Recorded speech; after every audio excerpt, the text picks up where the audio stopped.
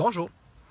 Alors, tant qu'à être pris dans mon char à attendre d'un parking, pour certaines raisons X, Y, Z, je me suis dit pourquoi pas en profiter pour vous faire un beau petit live que ça faisait déjà un bout que je pensais faire, puis que j'attendais justement d'être pogné pour le faire.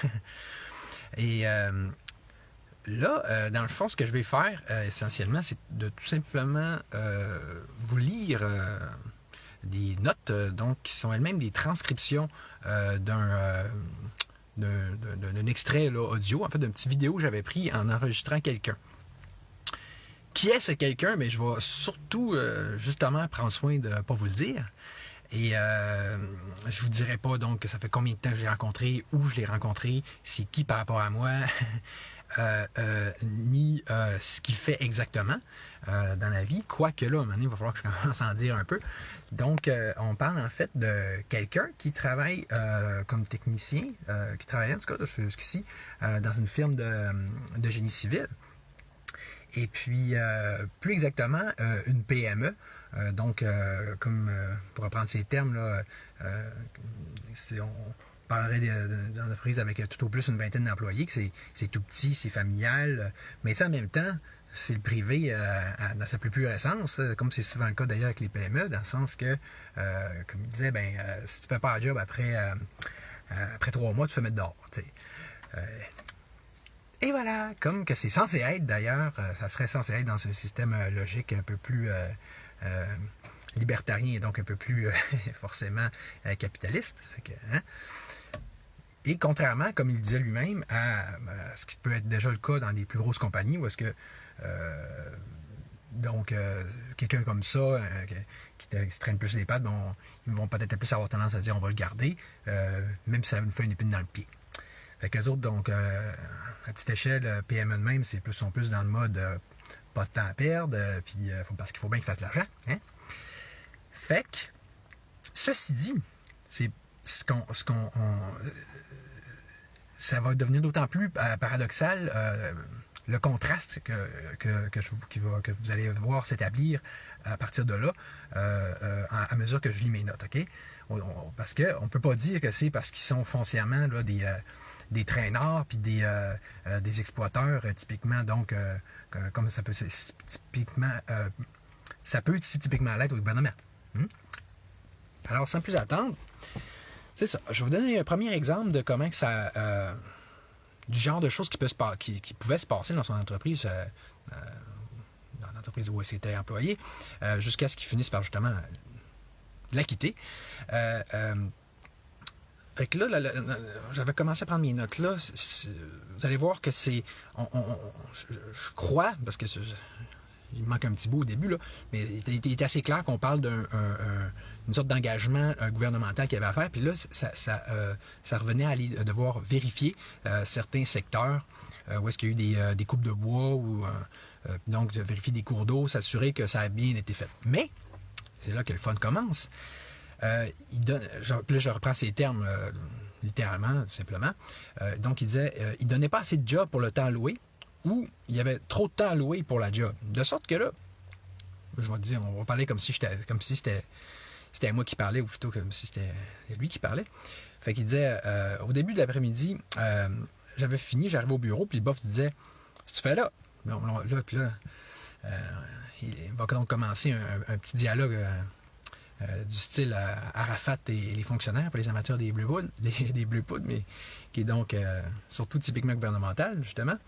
Fait qu'il disait, donc, le boss, il dit, si tu fais là, j'ai fini, je m'en sac, tu vas faire quoi le reste de la journée? Tu vas me donner d'autres choses à faire? Il n'y a pas d'autre chose. Donc, mon ami rendu là paraphrase, salut Kathleen. Et je veux dire, il fait une petite parenthèse pour dire, il trouve donc... On avait compris de toute façon que le principe, c'est le boss, il trouvait qu'il arrivait trop de bonheur, right? Fait que là, et le fameux boss de conclure en ces termes, il dit, je m'en fous de ce que tu fais dans le bois, mais t'arrives pas avant 4 heures. Parce que si tu commences un autre job, tu vas faire de l'over, puis moi, je veux pas que tu fasses de l'over. Donc, qu'est-ce que mon cher personnage, mon cher ami, a trouvé de mieux, ou a pas trouvé mieux plutôt, à faire dans les circonstances? Il dit, je repasse ma transcription, il dit, ça fait qu'on faisait du 4 roues, On débarquait le 4 roues, puis on essayait de le caler. On se faisait du fun jusqu'à ce qu'il soit 4 heures, puis on allait au bureau. Puis, et lui, de conclure pour cet exemple-là, en ces termes, il dit « Puis c'est de même partout. » Bon, le fait que là, je vais ouvrir moi-même une petite parenthèse. Tu sais, je suis sûr qu'il y a plein de grands défenseurs du système qui vont dire « Ben non, c'est lui le méchant, c'est un exploiteur, c'est cette firme-là, c'est l'exception qui confirme la règle. » Mais connaissant la personne, je peux vous dire que c'est pas ça d'aller voir derrière avec la suite. C'est un excellent exemple de comment que le système peut pervertir, peut corrompre au moins des pans importants de l'économie et donc finalement des personnes, des gens, des entreprises qui ne l'auraient pas été autrement. T'sais. Fait que là, il me dit, justement, pour vous montrer que c'est pas qu'il souscrit à ça dans ses valeurs profondes personnelles, il dit « Hey, tu imagines-tu l'argent qui est dépensé pour rien, c'est capoté? » Après ça, il nous demande pourquoi ça coûte cher. Puis, d'autres exemples, parce qu'évidemment, il n'est pas tout seul, il y en a d'autres, il dit, ben, c'est le cas de personnes qui, sur la job, pour des raisons analogues, vont lire le journal, lire des livres, ou carrément dormir. Un peu comme on voit les députés faire au bureau de l'Assemblée nationale, là, comme de raison. Fait que, je continue ma petite transcription, il dit, même mon chum qui est venu hier, lui, il travaille pour une firme d'ingénierie, comme moi je faisais, mais lui, il travaille avec le ministère des Transports. Ça fait qu'ils ont des gros contrats. Eux autres, c'est bien, gouvernement. Il dit, c'est un contrat, exemple, eux autres, typiquement, ils ont un budget. Là, il dit, je reprends ce terme, il dit, on s'en fout du chiffre, là, mais rendu à un point X, Y, Z, il avait juste dépensé 30% du budget. Ça fait que, qu'est-ce qu'ils se sont dit, en toute logique? Ben, il dit, ben, on va mettre d'autres mondes sur le projet, puis dépenser de l'argent. Fait comme il dit lui-même, il dit « Je me suis formé moi-même à essayer des logiciels en mettant mon temps sur ce projet-là plutôt qu'en formation. »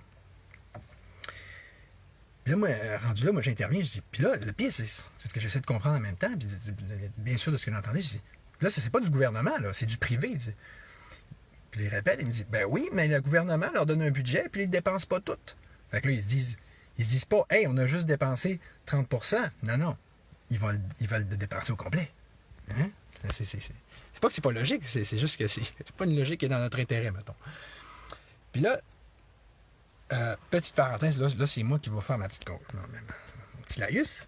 Donc, c'est là qu'on voit que la gestion gouvernementale finit par déteindre sur tout le monde, et plus précisément sur le secteur privé, ou encore plus spécifiquement, sur la partie du secteur privé qui se trouve ou qui est pognée pour dealer plus directement avec le gouvernement. Elle déteint. Vous voyez? On va y revenir, inquiétez-vous pas. Donc, mon cher ami, salut Maxime, il ajoute, pour préciser, pour expliquer, il dit, parce qu'ils en profitent du système, eux autres aussi. Vous avez compris, là, mais... Et deuxième pettle parenthèse de ma part, donc c'est exactement ça que je veux dire quand je parle de socialisme, dans le sens que ça ne sert à rien de dire on n'est pas communiste, socialiste, c'est pas du communisme, parce qu'en socialisme, le secteur privé devient à bonne partie, donc, comme on le voit là, interrelié au secteur public, ou même en partie, jusqu'à un certain point, dans un sens, absorbé sur le plan fonctionnel, toujours par le secteur public. Tout devient englobé là-dedans, de sorte que ça revient presque à du communisme. Fait que là, c'est comme on se passe la balle, mon ami et moi. Fait que là, il dit, si tu fais pas partie de la clique puis de la game, ben t'as pas d'argent. Si tu veux être honnête, t'en feras pas d'argent. Je pourrais prendre ces termes, il dit, tu vas être le petit Christ de tout nu qui fait pas une scène. Rendu à ce point-là dans la conversation, je lui dis, hey, c'est tellement de la bombe, c'est tellement hot, j'aurais-tu la permission de faire tourner ce vidéo-là en live, tu sais. Ce qui notamment m'aurait évité de faire ce que je viens de faire là, c'est-à-dire de tout transcrire le contenu sur mon ordi avant de moi-même vous le réciter. Il dit non, il va reconnaître ma voix. Et c'est là qu'on voit un autre aspect intrinsèquement communiste de ce genre de situation-là. C'est-à-dire, on parle bien sûr ici de l'aspect totalitaire. Parce que, dans le fond, ce que ça revient à dire en ce qui le concerne, c'est qu'il ne faut surtout pas que je sois pris à parler contre la fameuse clique qui est en haut. C'est pas beau. Un autre élément. Un des cadres supérieurs de l'entreprise se trouve avoir un contact parmi les députés de la CAQ. Comme de raison, comme de fait, ils ont tous voté pour la CAQ. Fait que là, mon ami, il leur a dit « Pourquoi vous avez fait ça? » Puis il a dit « Ben, tu sais, il faut avoir des contrats. » Je continue avec le fameux monologue de la personne en question. Il me dit « Avant, pour moi, c'était comme une famille, mais quand j'ai réalisé tout ça, ça me tentait plus de me donner pour eux autres. Oublie ça, parce qu'ils sont dans la clique. Le pire, c'est qu'eux autres, ils pensent que c'est correct puis qu'ils sont corrects. Mais le vrai pire dans tout ça, c'est que c'est vrai que c'est de même que ça marche. Tout le monde est de même. Remarque. Qui suis-je pour dire ça? Tu comprends? C'est ses termes à lui. Lui, il est dans le milieu. Je ne suis pas dans le milieu. Mais c'est d'autant plus ahurissable pour moi, mais en même temps, d'un autre sens, ça ne me surprend pas. Mais c'est surtout d'autant plus pertinent, véridique, et je veux dire, tu sais, c'est as the expert, là, tu sais. C'est ça qui est intéressant. Ça donne un insight de ce qui se passe dans ce milieu-là, là, ou comment que ça peut probablement assez souvent, voire typiquement se passer. Fait que, donc, comme il disait, si tu veux faire de l'argent, il faut que tu fasses partie de la clique. Remarquons les parallèles, hein, ici, qu'on pourrait faire avec la mafia. De sorte que, techniquement, oui, tout ça devient comme une sorte de pègre, littéralement parlant. Je repense le terme, il dit, je leur ai dit d'en face, moi, juste le fait que vous votez CAQ, j'ai rien que le goût de crisser mon camp. Vous voyez juste votre portefeuille, mais vous ne voyez pas autre chose. Puis là, on est dans la merde à cause de qui? À cause de la CAQ. Je me demande par ailleurs, parce que je me souviens d'autres choses qu'il avait dit. Je dis, puis c'est quoi les autres raisons pour lesquelles tu veux quitter ta job? Comme il a fini par le faire. Il dit, ben la job a changé, c'est plus pareil comme avant. Puis juste un point en particulier, ben là, on n'est pas fait, tu sais, les humains, notamment les hommes, on va dire, je sais pas, là, mais pour travailler assis, je me retiens de dire les vrais hommes, on n'est pas fait pour travailler assis dans un bureau toute la journée. On est fait aussi pour travailler physiquement. T'sais, si tes muscles ne travaillent pas, tes articulations, tes vertèbres, tout ça va finir par se foirer. Comme moi qui dit, c'est lui. Fait que là, je dis, ah ouais, dans le fond, tu dis ça parce que, en voulant dire qu'il y a trop de bureaucratie, mais il dit, ben oui, ben c'est parce que sur ces films de génie civil-là, qui ne sont évidemment qu'un exemple parmi d'autres, ben, il dit open the quote, il travaille en se disant, on ne veut pas se faire poursuivre. Fait que là, toujours en le citant, ça fait que là, il faut tout marquer pour être sûr qu'il n'y ait pas de poursuite. Puis là, moi, je leur dis, oui, mais ils ne feront pas ça au chantier. J'imagine que quand il dit ça, il faut tout marquer. Ça donne des espèces de procédures qui sont destinées au chantier. Puis il dit, puis il se fait répondre en disant, oui, mais on s'en fout. Nous, on l'a dit. Fait qu'autrement dit, ils se disent, on l'a écrit, on est baqué. C'est ça qui compte, puis c'est même ça marche. Ça c'est je dois avouer que c'est quelque chose que je connais plus personnellement au niveau du gaspillage alimentaire, parce que tu arrives avec Moisson, tu arrives avec ce qu'avait le PRS, je pense, le guide je dis ça, c'est Moisson. C'est plus du MAPAC, en fait, que je parle. Excusez. Mais parce que ce qui fait le gaspillage alimentaire, c'est pas tant le MAPAC que le PRS, que c'est souvent les épiceries eux-mêmes qui ont fait, mais qui font rien que se baquer eux-mêmes. C'est-à-dire, on va mettre la date à temps, puis on va remettre la politique pour jeter quasiment avant la date, puis pour être sûr qu'il n'y ait jamais de poursuite. Mais là, c'est là que... C'est dans ce genre d'exagération-là que finit par se faire le gaspillage. C'est ça pour l'alimentaire, comme le non-alimentaire, comme on voit là. Mais imaginez le chiffre si on devait chiffrer tout ça. Fait que, comme il dit, c'est rendu full bureaucrate. Fait que, puis moi, ça m'intéresse zéro rendu là. Donc, et je vais continuer avec ma petite propagande anti-gouvernementale. Alors, on voit qu'au même titre que la gestion typiquement gouvernementale finit par déborder dans le privé, pour ce qui est de, comme on le disait au début, de l'exploitation, du siphonnage assumé des fonds publics, ben, c'est la même chose pour ce qui est du gaspillage de nature plus spécifiquement bureaucratique, et provenant donc notamment de la surréglementation. Il me venait l'image en parlant avec lui d'un tsunami, tu sais. C'est comme ça part du gouvernement, là, la gestion là, kafkaïenne, intrinsèquement gaspillante, tu sais, là, absurde, tu sais. Puis ça irradie ensuite comme une onde de choc dans tout le secteur privé, ou du moins dans tout ce que ça peut toucher. C'est tout ce qui est pas indépendant là, du gouvernement, moindrement. Je vais finir, c'était pas si long. Hein?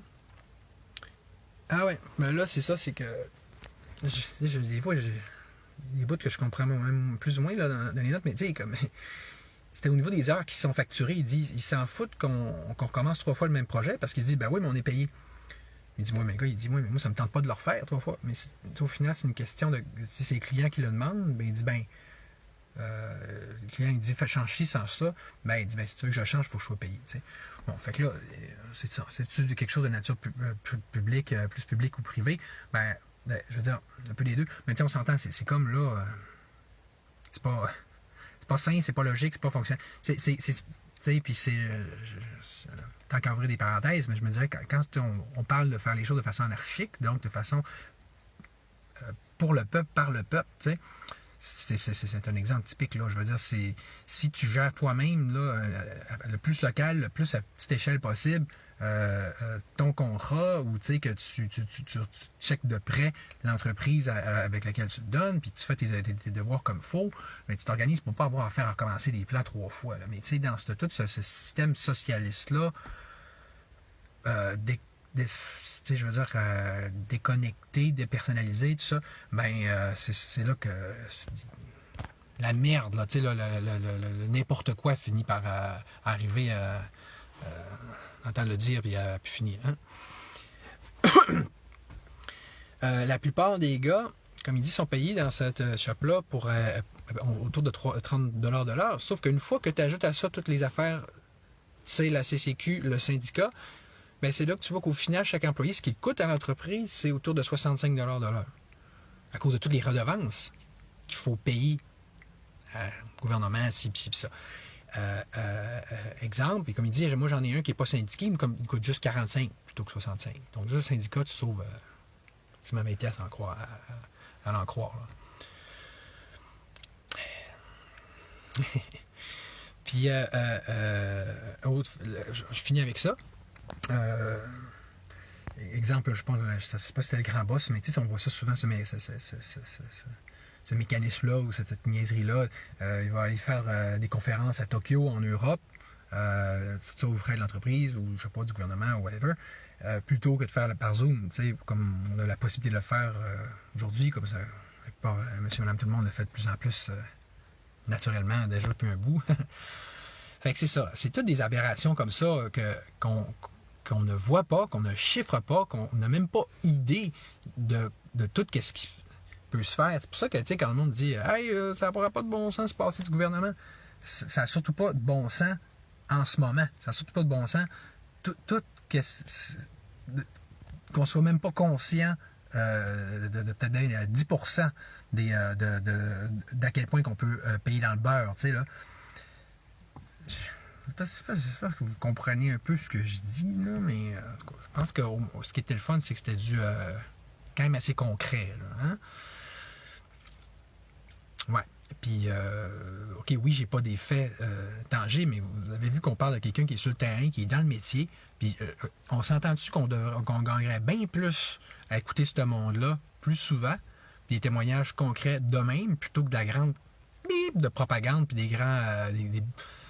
que ce soit officiel, gouvernemental, institutionnel, typique, là, puis qui, je n'ose, ne parle jamais de ce système de paix institutionnalisé-là qui est bien là, pourtant, est bien très bien fonctionnel et très bien huilé même. Hein.